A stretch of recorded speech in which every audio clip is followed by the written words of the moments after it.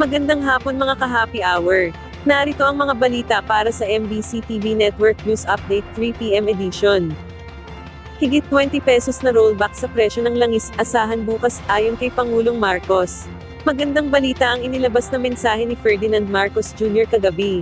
Ayon kay Pangulong Marcos, simula bukas may malaking rollback na aasahan sa presyo ng langis. Mahigit 20 pesos ang ibababa sa kada litro ng diesel, ang gasolina naman ay may bawas na 4 pesos and 43 centavos kada litro, habang 8 pesos and 50 centavos kada litro ang ibababa sa kerosene. Sabi ni Pangulong Marcos, malaking tulong ito lalo na sa mga driver, commuter, at sa bawat pamilyang Pilipino na araw-araw na naaapektuhan ng mataas na presyo ng crudo. Ayon kay Pangulong Marcos, batid ng pamahalaan na hindi pa ito sapat dahil dito, tuloy-tuloy aniya ang ginagawa ng gobyerno upang maibsan ang epekto ng oil price hike bunsod ng Middle East crisis sa pang-araw-araw na buhay ng mga Pilipino.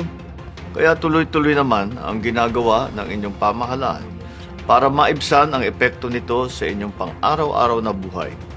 Hindi po tayo titigil hanggat hindi natin napababa ang gasto sa biyahe, sa pagkain at sa kabuuang pamumuhay ng ating mga kababayan. Dagdag pa ni Pangulong Marcos, hindi titigil ang administrasyon hanggat hindi napapababa ang gasto sa biyahe, sa pagkain, at sa kabuuang pamumuhay ng publiko.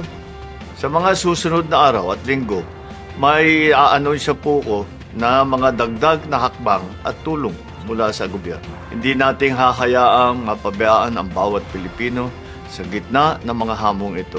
Kaya tuloy-tuloy ang trabaho ng pamahalaan nang may maramdaman na ginhawa ang bawat pamilya. Samantala, nakatakdang tigil pasada ng manibela at di makakatulong sa bansa sa gitna ng epekto ng oil price hike.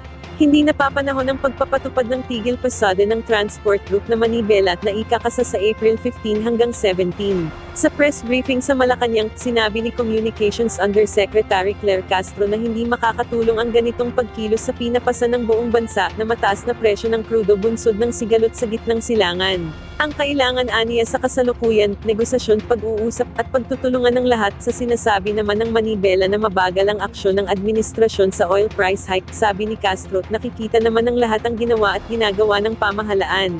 Katunayan aniya, ang transport sector ang unang pinaabutan ng ayuda ng pamahalaan kahit walang isinasagawang tigil pasada noon. Pagbibigay diin ni Castro si Pangulong Marcos, dinidinig ang hinaing ng lahat lalo na ang sektor ng transportasyon.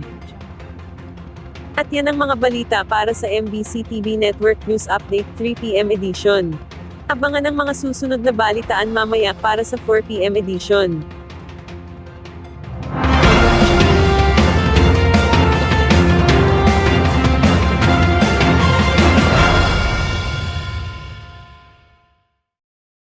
Mga ka-happy hour, kung gusto mong manood ang mga balita sa MBC TV Network News Update, mag-subscribe sa aming YouTube channel, i-like ang aming Facebook page, at i-follow sa aming TikTok account.